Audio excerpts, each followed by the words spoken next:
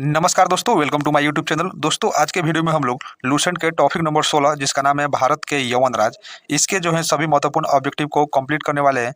तो दोस्तों, सबसे पहले ऑब्जेक्टिव को कंप्लीट करने से पहले हमें यह जान लेना चाहिए कि आखिर ये यौवन राज जो है, यौवन राज का मतलब क्या होता है, यौवन राज का अर्थ क्या होता है। तो दोस्तों, ये यौवन राज जो है इसका अर्थ ये होता है कि भारत में जो भी पश्चिम तथा मध्य एशिया से आक्रमणकारी आए और भारत पर आक्रमण किए और यहाँ के क्षेत्र को जीत करके तथा यहाँ के भाषा और कल्चर को सीख लिए और यहीं पर जो है निवास करने लगे, यहीं पर बस गए, तो उनके द्वारा जो भी राज जो है यहाँ पर स्थापित किया गया था उसी को यौवन राज कहा जाता है। इस बात को आप लोग ध्यान में रखिएगा। तो दोस्तों, अब हम देख लेते हैं कि भारत पर आक्रमण करने वाले विदेशी आक्रमणकारियों का क्रम कि आखिरकार जो है सबसे पहले कौन भारत पर आक्रमण किया, कौन विदेशी आक्रमण आया, दूसरा बार, तीसरा बार और चौथा बार कौन आया। तो खास तौर से दोस्तों, सबसे पहले जो है भारत पर आक्रमणकारी जो है विदेशी आक्रमणकारी आया हिंद यूनानी। ये सब जो है हिंद यूनानी आए, हिंद हिंद यूनानी आए। इस बात को आप लोग ध्यान में रखिएगा। 2 नंबर में दोस्तों आया शक, शक। और 3 नंबर में आया पहलव, पहलव। और 4 नंबर में आया कुषाण, कुषाण।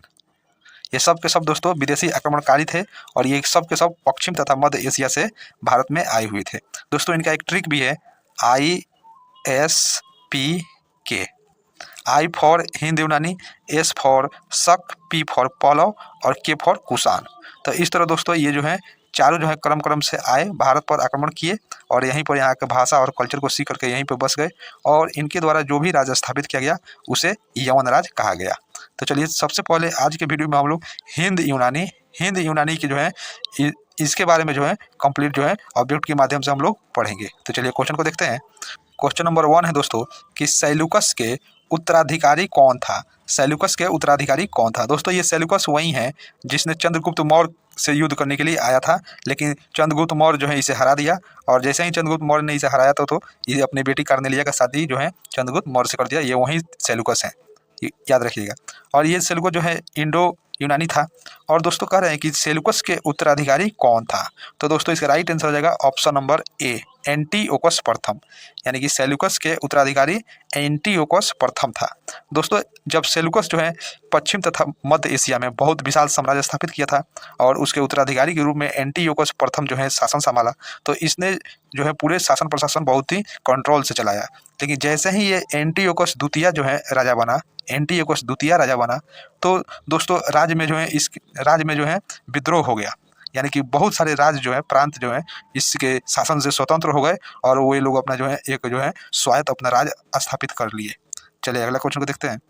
तो क्वेश्चन नंबर 2 है कि एंटीओकस द्वितीय के शासनकाल में बैक्ट्रिया राज्य के विद्रोह को किसने नेतृत्व किया। आपसे बोले थे कि एंटीओकस द्वितीय ने जैसे ही शासन किया तो शासन में आया तो विद्रोह स्टार्ट हो गया। तो वही कर रहे हैं कि एंटीओकस द्वितीय के शासन काल में बैक्ट्रिया राज्य के विद्रोह को किसने नेतृत्व किया।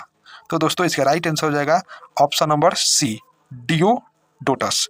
ऑप्शन नंबर सी जो है राइट आंसर हो जाएगा डियोडोटस। डियोडोटस ने बैक्ट्रिया राज्य में विद्रोह हुआ तो उसका जो है नेतृत्व किया। और यह बैक्ट्रिया राज्य जो है तो मध्य एशिया में पड़ता है। इसको याद रखिएगा कि यह बैक्ट्रिया राज्य जो है मध्य एशिया में पड़ता है और फिर जो है बैक्ट्रिया राज्य के विद्रोह को डियोडोटस ने नेतृत्व किया। चलिए अगला क्वेश्चन को देखते हैं। क्वेश्चन नंबर 3 है दोस्तों कि भारत पर सबसे पहले आक्रमण किसने किया। भारत पर सबसे पहले आक्रमण किसने किया। बहुत ही महत्वपूर्ण ऑब्जेक्टिव है दोस्तों, इसको ध्यान में रखिएगा कि भारत पर सबसे पहले आक्रमण किसने किया। तो दोस्तों इसका राइट आंसर हो जाएगा option number D, Demetrius. Option number D, Demetrius जो है राइट आंसर हो जाएगा। और दोस्तों ये डेमेट्रियस जो है बैक्ट्रिया राज्य के शासक था, याद रखिएगा। बैक्ट्रिया राज्य के शासक था। अभी बताया कि बैक्ट्रिया राज्य का नेतृत्व जिसने किया था उसी का ये बाद में जो आया हुआ शासक था बैक्ट्रिया राज्य के, और ये डेमेट्रियस था। इसने 190 ईसा पूर्व में जो है भारत पर आक्रमण किया। तो दोस्तों इसने 190 ईसा पूर्व में भारत पर जो है आक्रमण किया और भारत के बहुत बड़े क्षेत्र, जैसे कि उस समय जो अखंड भारत था, तो जैसे कि अफगानिस्तान, पाकिस्तान एवं सिंध के बहुत बड़े भाग पर अधिकार कर लिया। इस बात को ध्यान में रखिएगा। चलिए अगला क्वेश्चन को देखते हैं। तो क्वेश्चन नंबर 4 है दोस्तों कि डेमेट्रियस ने अपनी राजधानी कहाँ बनाया। डेमेट्रियस ने अपनी राजधानी कहाँ बनाया। तो दोस्तों इसका राइट आंसर हो जाएगा ऑप्शन नंबर बी, साकल। ऑप्शन नंबर बी साकल जो है राइट आंसर हो जाएगा। डेमेट्रियस ने अपना राजधानी जो है साकल बनाया। साकल को अभी दोस्तों वर्तमान में सियालकोट कहते हैं। याद रखिएगा कि अभी वर्तमान में साकल को सियालकोट कहते हैं, और यह सियालकोट कहाँ है, तो अभी वर्तमान में यह पाकिस्तान में है। तो इस तरह दोस्तों जो है डेमेट्रियस ने अपनी राजधानी साकल बनाया, और साकल को अभी वर्तमान में सियालकोट कहते हैं। सियालकोट अभी पाकिस्तान में है। चलिए अगला क्वेश्चन को देखते हैं। तो क्वेश्चन नंबर 5 है, क्वेश्चन नंबर 5 है कि मिनांडर ने किससे बौद्ध धर्म की दीक्षा ली। मिनांडर ने किससे बौद्ध धर्म की दीक्षा ली। यह मिनांडर भी दोस्तों एक जो है इंडो यूनानी शासक था। तो ये जब ये भी भारत में आया तो इसने भी यहाँ बोले कि यहाँ के कल्चर को अपना लिए थे ये लोग। तो जैसे ही आया तो ये इसने बौद्ध धर्म को अपनाया। तो बौद्ध धर्म को अपनाने से पहले ये दीक्षा लिया। तो इसने किससे दीक्षा ली, तो इसने मिनांडर ने बौद्ध धर्म की दीक्षा जो है option number C Nagarjuna से लिया। याद रखिएगा option number C Nagarjuna से जो है मिनांडर ने बौद्ध धर्म की दीक्षा लिया। और दोस्तों मिनांडर के प्रश्न एवं नागसेन द्वारा उत्तर दिए गया। जैसे ही दोस्तों मिनांडर ने नागा अर्जुन से बौद्ध धर्म की दीक्षा लिया तो मिनांडर जो है बहुत सारे प्रश्न किया नागा अर्जुन से, और नागा अर्जुन ने उसका जवाब दिए। तो जो भी मिनांडर के द्वारा पूछा गया प्रश्न और नागा अर्जुन के द्वारा दिया गया जवाब, ये जो भी क्वेश्चन था और आंसर था, इस सभी क्वेश्चन और आंसर को संग्रह कर लिया गया और उससे एक जो है पुस्तक बन गया, और उस पुस्तक का नाम रखा गया मिलिंद पन्हो। याद रखिएगा मिलिंद पन्हो। ये मिलिंद पन्हो जो है, ये मिलिंद पन्हो नामक पुस्तक जो है एक बन गया।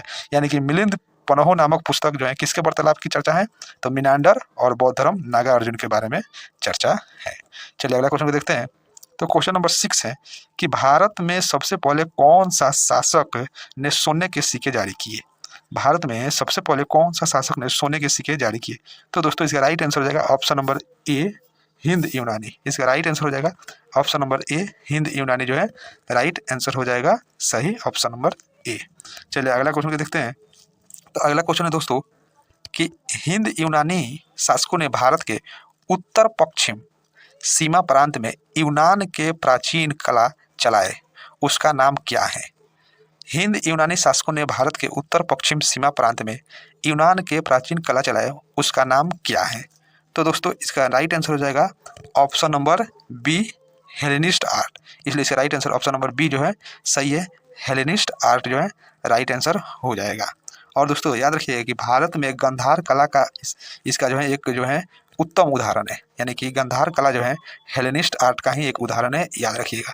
तो भारत का जो गंधार कला है ये हेलेनिस्ट आर्ट का ही एक उदाहरण है। और जब हिंद यूनानी शासकों ने भारत के उत्तर पश्चिम सीमा प्रांत में अपना प्राचीन कला चलाए जिसका नाम हेलेनिस्ट आर्ट कहा गया। चले तो दोस्तों ये हुआ आज के इंडो और यूनान यानी कि हिंद यूनानी शासकों से जो भी महत्वपूर्ण ऑब्जेक्टिव बनने वाला था इस टॉपिक से सभी महत्वपूर्ण ऑब्जेक्टिव बन गया और आपको कंप्लीट करा दिया गया। दोस्तों अगले वीडियो में हम लोग शक और कुषाण जो है टॉपिक है इससे संबंधित महत्वपूर्ण ऑब्जेक्टिव को लेकर आएंगे। तब तक के लिए थैंक यू, और चैनल को सब्सक्राइब कर लीजिएगा अगर आप नए हैं तो, और वीडियो को लाइक शेयर कमेंट जरूर कर दीजिएगा। Thank you.